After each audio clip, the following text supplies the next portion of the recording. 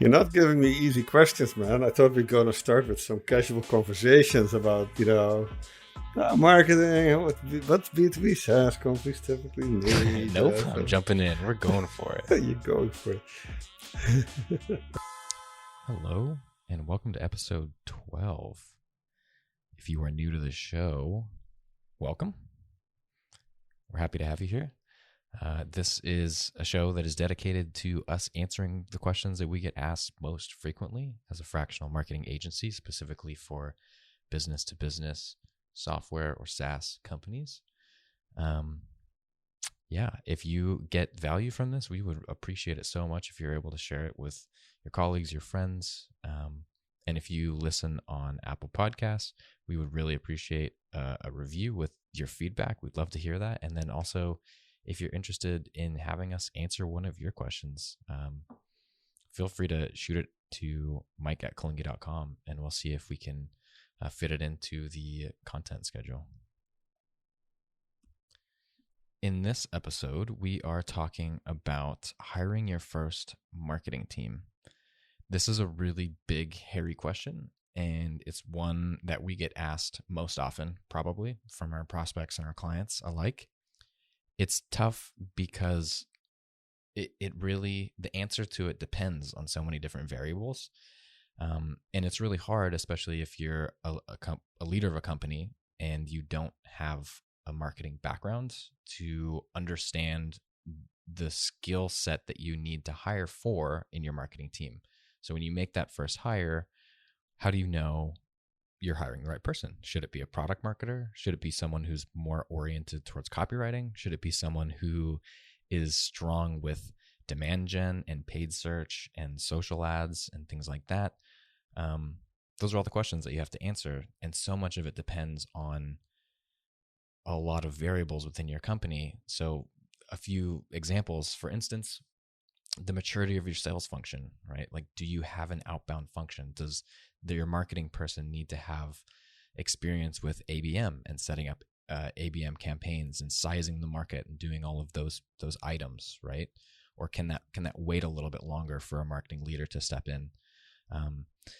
So the stage of your sales team, the stage of your product, the stage of your company, the channels that are most effective for you. So for instance, if you are selling into a market that is unaware that they even have a problem, let's say you're creating a new category in a sense, you're kind of entering a space where there aren't any incumbent products, you have to focus more on educating the market, which is very different from differentiating from an already accepted product, right? So if there are already competitors in the market, it's a defined category, it's a defined space, and people are searching for it because they know that they have a problem and they're trying to solve it with a product like yours. They may be searching for it. So focusing on capturing that demand instead of creating the demand, those are two different skill sets, and they come at different stages for your company. So the answer in true consultant fashion is it depends. Now, that said, I know, Stein, you have a kind of framework for how you think about who to hire for your marketing team if you're starting from scratch. And I was wondering if you could maybe talk a little bit about how you think about the skill groups and the skill sets you should include on your first marketing team, and specifically ignoring all the variables that I mentioned earlier. Yeah, Mike, when you wonder what roles to hire in your team, it's interesting to, of course, start with what you are already doing really well. What are the missing pieces? If you're a business leader, you're a founder who's comfortable writing, for example, maybe you don't hire a writer early, or hire someone who can help you with marketing automation, or someone who's more of an artist, can help you with branding, with design, etc. So of course it starts with what you do best yourself. But if you're making your first marketing hire and you're planning to have a small team, this is sort of the list of roles that I would think about. And then I have my order of priority if you have nothing to start with. But of course, the order can change a little bit based on your own superpowers, or what maybe some other people in the team who are not dedicated marketers, but what they can do. Maybe you have your product team, for example, helping you with the website. So the 5 roles are a copywriter or a writer, a growth hacker slash sort of digital marketer, a product evangelist, product marketing, which I think is something different. And then at some point you need to hire a full-time team leader. And so this is sort of the sequence that I typically use. And any of these could start as marketing interns. I think the marketing profession is so diverse, and there's so much talent, but it's also relatively easy to level up fast. So you have to plan for losing your marketing talent as well. If they get really good, they'll either leave your company, and of course you'll try to keep them by giving them more opportunity and maybe becoming a team leader. But the reality is you only need so many people in leadership roles. So you have to be ready for the leveling up of marketing team members really quickly, and also some of them leaving fast. So that's why interns are also a big part of building your first marketing team. So I always like to have a marketing intern, basically. Some college graduate, or someone who's still in college but wants to work on the side. So let's go through these 5 roles. The first one, the copywriter.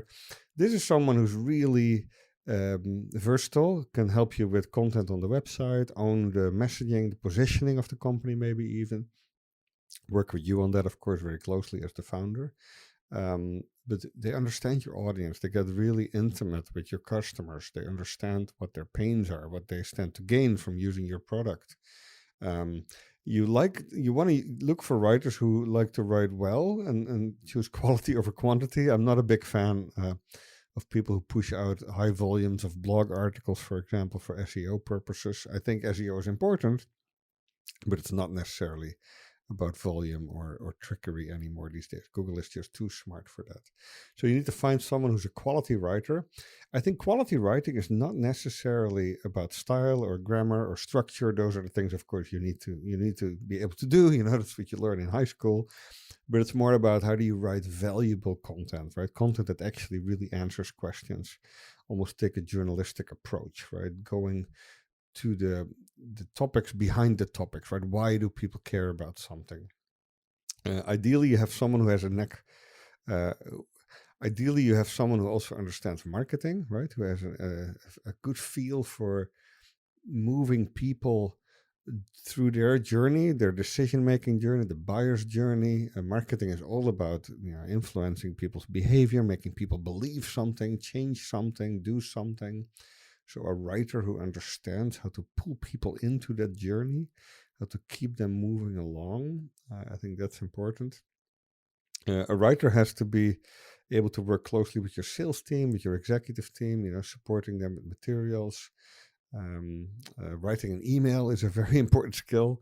And then having some basic SEO knowledge is important too, right? SEO is important, but not necessarily to trick Google into trying to rank higher, but more in that Google actually understands, or the crawlers in general, what you're writing about, that they can find you, that they actually can crawl your website correctly, right? You have the right metadata that describes what an image, for example, is about. That's the type of SEO that I think is crucial knowledge.